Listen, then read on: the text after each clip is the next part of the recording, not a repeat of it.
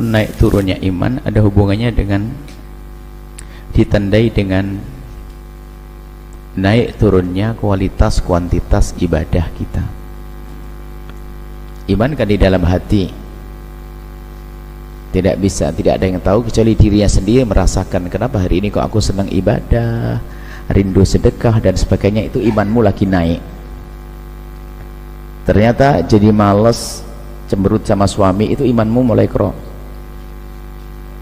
mulai turun itu. Jadi makanya perangi penurunan. Kalau sudah mulai cemberut sama suami langsung ganti. Nah, kalau sudah mau pelit langsung keluarkan. Anda perangi semuanya.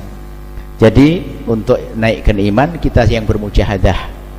Selagi kita malas ibadah harus kita dorong lagi. Ya, cara mendorong bermacam-macam cara, membaca Al-Quran, berzikir dan sebagainya.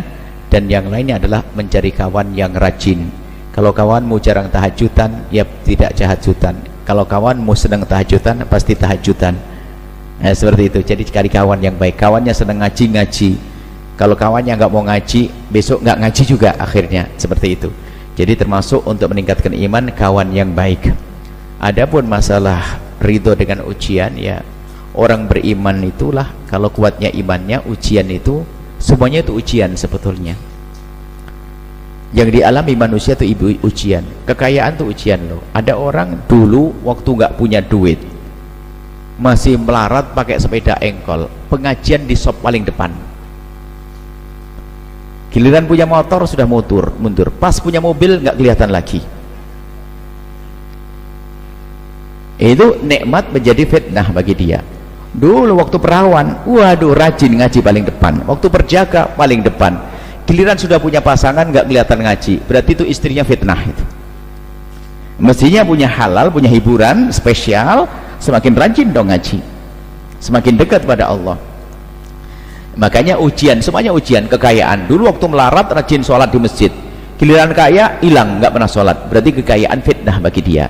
Jadi jangan dianggap ujian itu hanya fakir saja, tidak, semuanya itu ujian. Nah, makanya naik pangkat atau kita semakin runtuh.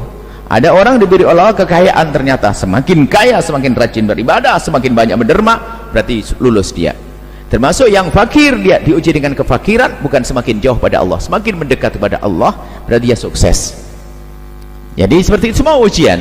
Akan tapi kalau orang beriman mengerti setiap ujian itu pasti besok naik kelas, kan gitu. Semua naik kelas. Sehingga apa kata Nabi? Ajaban min amri ummati. Mengherankan tentang urusan umatku. Inna amrahu kulhu khair. Semua urusannya baik-baik. Umatku urusannya baik-baik semuanya. In asabathu sarra, kalau mendapatkan kebaikan, syakar, bersyukur, kana khairan lah. Kalau mendapatkan kebaikan dia bersyukur, maka baik bagi dia.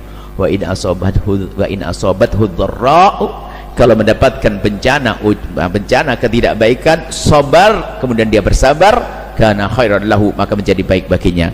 Bersyukur mengangkat derajatnya, bersabar mengangkat derajatnya. Enak. Sehingga kalau orang paham makna ini sederhana, bagaimana tidak ridho? Diuji oleh Allah sakit langsung husnudon. Semoga dengan ini aku diangkat derajatku, pahalaku, semoga menjadi kebaikan untuk anakku yang lagi sekolah di sana, semoga menjadi kebaikan untuk semuanya. Seperti itu. Jadi langsung hubungkan dengan Allah Subhanahu wa taala. Sehingga setelah itu dalam hal ujian tidak pernah menganggap itu adalah sebagai sesuatu yang menyakitkan. Biarpun sakit tapi masih bisa senyum. Ada orang sakit senyum. Ibu melahirkan, ayo sakit enggak? Habis melahirkan senyum lihat anaknya, ayo enggak? Ayo. Jadi jangan dianggap nggak ada. Orang tuh kita kadang kurang cerdas, sehingga kalau anak kecil wajar tidak mengerti akibat nanti. Anak kecil suruh minum jamu sama disuntik pastilah lari. Tapi bapak-bapak datang ke dokter, tolong suntik saya karena saya demam. Loh, karena bapak-bapak sudah berpikir setelah disuntik reda demamnya, suruh minum jamu nanti perutnya enak. Anak kecil jamu pahit ya nggak mau, disuntik sakit nggak mau. Makanya kita dengan akhirat pun juga begitu, sering seperti anak kecil diuji oleh Allah, padahal mau diberi sesuatu yang besar dan di akhirat, cuman karena kita anak kecil langsung nggak kuat, nggak mau. Nah, seperti itu kurang lebihnya. Tapi nggak boleh juga kita minta ujian, minta cobaan. Ya Allah, berikan aku sakit sepanjang hidupku biar aku masuk surga kelas 3. Jangan sok begitu. nggak boleh yang minta baik-baik saja. Ya Allah, angkat derajatku dengan rezeki yang melimpah, angkat derajatku dengan istri solehah, angkat derajatku dengan suami yang soleh. Jangan gara-gara dengar berita ada seorang wanita ahli surga, gara-gara setiap hari tempelengi oleh suaminya, ya Allah aku pengen kayak dia, mau? Ya nggak usah masuk surga yang enak. Nabi aja, Nabi Yusuf itu adalah ngomong, beliau mengatakan sijnu, dia mengatakan bahasanya di saat daripada aku harus melakukan itu, maka lebih baik aku masuk penjara. Masuk penjara beneran. Coba kalau seandainya panjatannya yang lain, akan beri yang lainnya.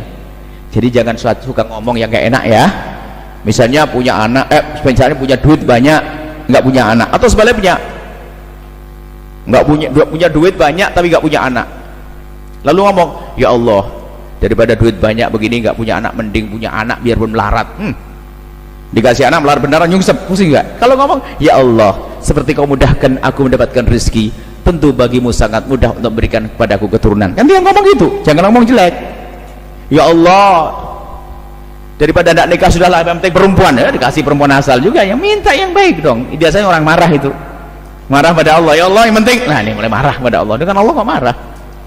Tetap mintalah kepada Allah, Rabbana atina fid dunya hasanah, minta yang baik, di dunia baik, di akhirat baik. Ini saja, semoga Allah menjadikan kita ahli surga Allah, mulia di dunia dan mulia di akhirat.